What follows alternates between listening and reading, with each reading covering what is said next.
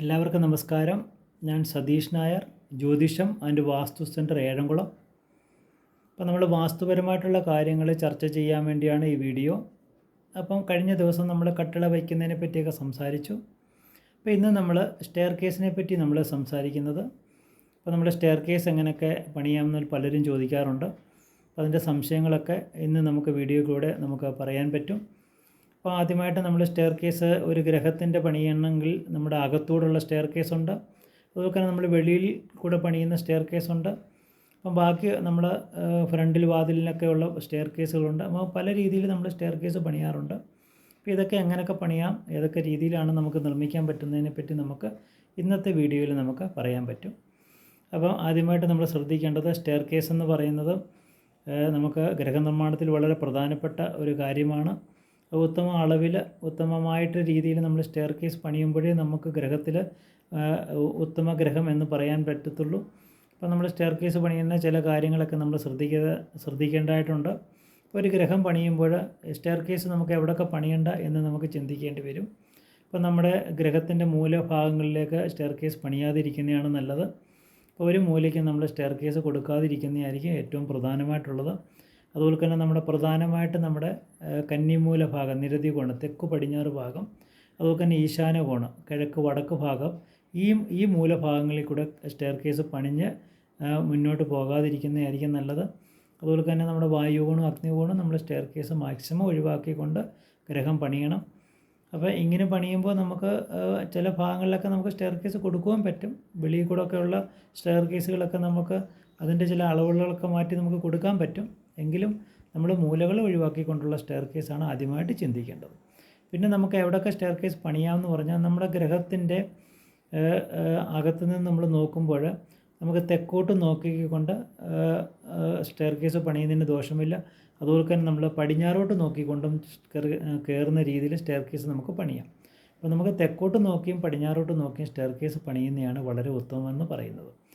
എന്ന് പറഞ്ഞാൽ നമുക്ക് എപ്പോഴും സ്റ്റെയർ കേസ് പണിയുന്ന പ്രദക്ഷിണമായിട്ടായിരിക്കും. അതുപോലെ തന്നെ രണ്ടിൻ്റെ ഗുണിതങ്ങളായിരിക്കും, ലാഭം നഷ്ടം ലാഭം എന്ന കണക്കിലായിരിക്കും നമ്മൾ സ്റ്റെയർ കേസ് എപ്പോഴും പണിയുന്നത്. കാരണം നമ്മൾ 2 പടി കൊടുക്കുന്നത് ലാഭം നഷ്ടം ഫ്ലോറ് ലാഭമായിട്ട് കണക്കാക്കിയിട്ടാണ്.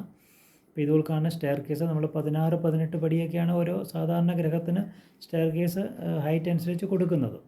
അത് നമ്മൾ സ്റ്റെയർ കേസിന് എണ്ണി നോക്കാമെങ്കിൽ നമുക്കറിയാം 2ൻ്റെ ഗുണിതമായിരിക്കും. അപ്പോൾ ലാഭം നഷ്ടം കണക്കിന് നമ്മൾ വെച്ചിട്ട് പ്രദക്ഷിണമായിട്ട് വേണം സ്റ്റെയർ കേസ്, ക്ലോക്ക് വൈസിലായിരിക്കും നമ്മൾ സ്റ്റെയർ കേസ് കയറേണ്ടത്. അപ്പോൾ അത് നമ്മൾ തെക്കോട്ടും പടിഞ്ഞാറോട്ടും നോക്കി കയറുന്ന സ്റ്റെയർ കേസുകൾ നമുക്ക് ഉത്തമമായിട്ട് കണക്കാക്കാം. പിന്നെ നമുക്ക് വേണമെങ്കിൽ കിഴക്കോട്ട് നോക്കിയും കയറാം, അതിന് നമുക്ക് ദോഷമില്ല. അത് മൂന്നാമായിട്ട് നമ്മൾ കണക്കാക്കുന്നത്. പക്ഷേ നമ്മൾ വടക്കോട്ട് നോക്കി മാത്രം സ്റ്റെയർ കേസ് കയറരുത്. ആ വടക്കോട്ട് നോക്കി കയറുന്ന സ്റ്റെയർ കേസ് നമുക്ക് ഗ്രഹത്തിൽ ഉത്തമമല്ല. അത് നമ്മൾ തെക്കോട്ട് വന്ന് ഇറങ്ങുന്നത് കൊണ്ട് മാത്രമല്ല, അത് നമ്മുടെ ഭൂമിശാസ്ത്രപരമായിട്ട് നമുക്കത് ദോഷം ചെയ്യുന്നതാണ്. അപ്പോൾ അങ്ങനെ തെക്കോട്ട് വന്ന് ഇറങ്ങാത്ത സ്റ്റെയർ കേസുകൾ ഒഴിച്ച് ബാക്കി ഏത് സ്റ്റെയർ കേസ് നമുക്ക് പണിയാം. ഉത്തമം എന്ന് പറയുന്നത് തെക്കോട്ടും പടിഞ്ഞാറോട്ടും നോക്കി കയറുന്ന സ്റ്റെയർ കേസാണ്.